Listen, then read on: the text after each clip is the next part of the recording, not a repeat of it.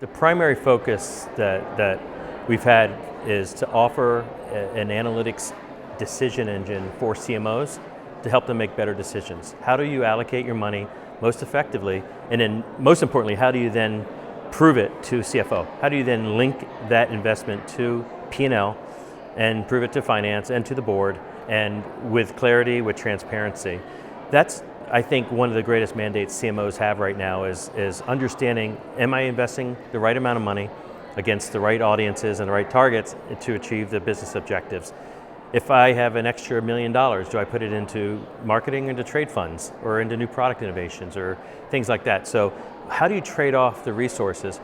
I think to get to that end state, to get to that ability to make those kind of decisions, you need to have an analytics engine in place that can actually contemplate your whole business in an ecosystem, in the analytics. You have to be able to look at all those driver variables of the business.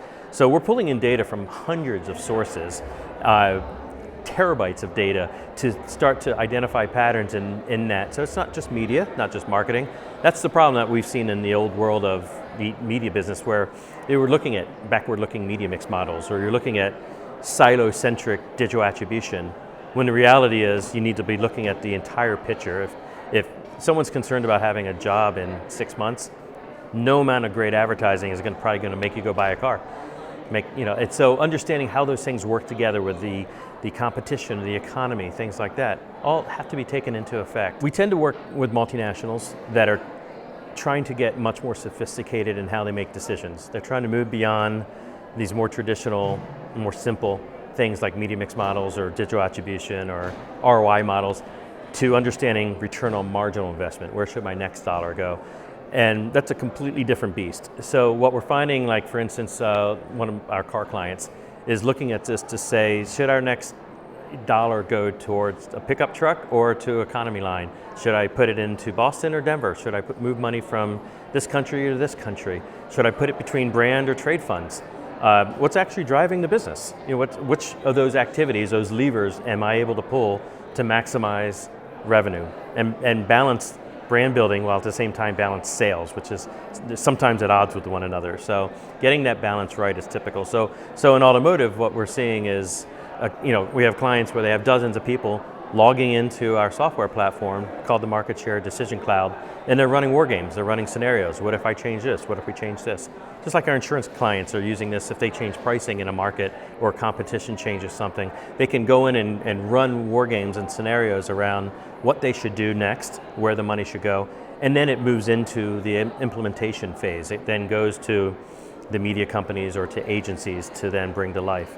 And then of course they're measuring on the back end, which is what's working, what's not, kind of attribution with a capital A, not just digital, but looking at multi-device, multi-touch, offline, online, in-store, long-term brand effects. All those things actually have to be looked at when you're doing campaign attribution and measurement. And that's a new beast for our industry. So we're seeing financial services companies making decisions about, how do I go get net new accounts? We're seeing B2B companies trying to understand, if I had an extra $1 million, do I put it into marketing? Do I hire 5 new salespeople? B2B tends to be very sales driven. Is marketing helping our lead funnel? In packaged goods, it's that trade-off between brand and trade funds. It's a constant tension. In retail, it's, when we spend money on retail, is it stimulating online search or mobile activity? And what is that digital activity actually having on in-store sales? What's that interrelationship? And therefore, am I getting a true picture of what's actually driving our business, rather than looking at it from the silos? So we're finding the applications actually work in virtually every vertical. Not all industries are as advanced as others in terms of their appetite for more data-driven decisions, but we're finding that to become we're finding it shift from being a nice to have to a need to have pretty quickly. The market share solution is really an analytics solution, not a data solution. Now that we've joined with Neustar, Neustar has world-class identity capabilities, so we're able to apply that identity and audience segmentation and targeting, marrying that with the attribution and allocation tools, for really the only solution that actually helps you go from decide plan, decide, and do in one capability. What we're finding is television continues to work well. It continues to be the big bucket that everyone seems to want to chip away at, but we continue to see the indirect effects of television to be very powerful.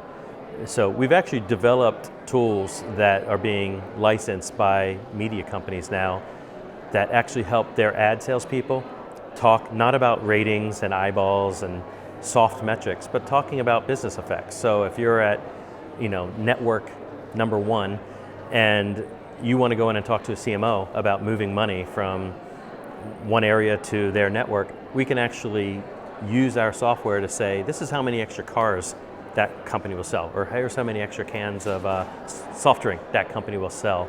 So it's an enablement piece of software for media companies to have much more strategic, smart conversations with CMOs about business outcomes, not about ratings and eyeballs. So we're trying to shift that conversation from an eyeballs to an outcomes conversation right now, and that's how we're working with the television companies.